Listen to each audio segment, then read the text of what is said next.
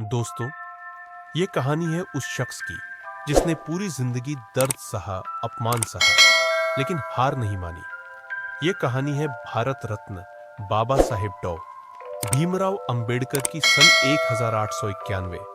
एक गरीब परिवार में जन्मे छोटे से भीमराव पढ़ने का सपना तो बड़ा था, लेकिन समाज ने उन्हें सिर्फ उनकी जाति के नाम पर ठुकरा दिया। स्कूल में प्यास लगती थी, पर पानी के घड़े को छूने तक की इजाजत नहीं थी।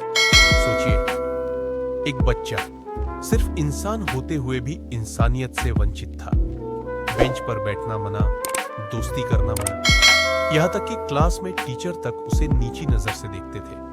लेकिन उस मासूम ने ठान लिया था, ज्ञान ही मेरा हथियार होगा। युवावस्था आई, पढ़ाई के लिए विदेश पहुंचे, किताबें खरीदी, भूखे पेट कई रातें काटी, लेकिन हार न मानी। अमेरिका और इंग्लैंड में डिग्रियां ली, लेकिन जब वतन लौटे तो वही पुराना समाज। सोचिए, इतना पढ़ लिख कर भी उन्हें पानी तक नहीं पीने दिया गया। उनके कपड़े, उनकी कुर्सी, यहां तक कि उनके बर्तन तक अलग रखे जाते थे। किसी को छू देने पर उन्हें गालियां दी जाती। ये दर्द एक जख्म था जो हर पल लहू बहाता था।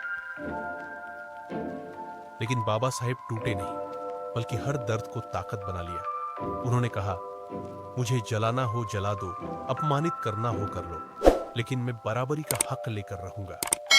वो सैकड़ों हजारों दलितों की आवाज बन गए, सामाजिक आंदोलन शुरू किए, जनसभाओं में बोले, हम गुलामी सह सकते हैं मगर अपमान नहीं। हर दिन उनकी आंखों में नींद कम और आंसू ज्यादा थे, लेकिन होठों पर हमेशा वही संकल्प था, जाति का अंधेरा तोड़कर ही रहूंगा। आखिरकार वही बच्चा जो पानी तक नहीं पी सकता था, वही भीमराव आगे चलकर भारत का संविधान निर्माता बना। जिस देश में उसे छूने से लोग कतराते थे, वही देश उसकी लिखी किताब के कानूनों से चलता है। उनकी कलम ने करोड़ों दबे कुचले लोगों को आवाज दी। पर अफसोस, इतनी महान उपलब्धियों के बावजूद उनकी जिंदगी अपमान और दर्द की आग में ही जलती रही।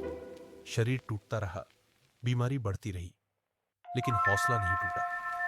6 दिसंबर 1956 को जब उन्होंने आखिरी सांस ली, तो करोड़ों आंखें रोई, क्योंकि वो सिर्फ एक इंसान नहीं थे, वो एक युग थे, एक क्रांति थे।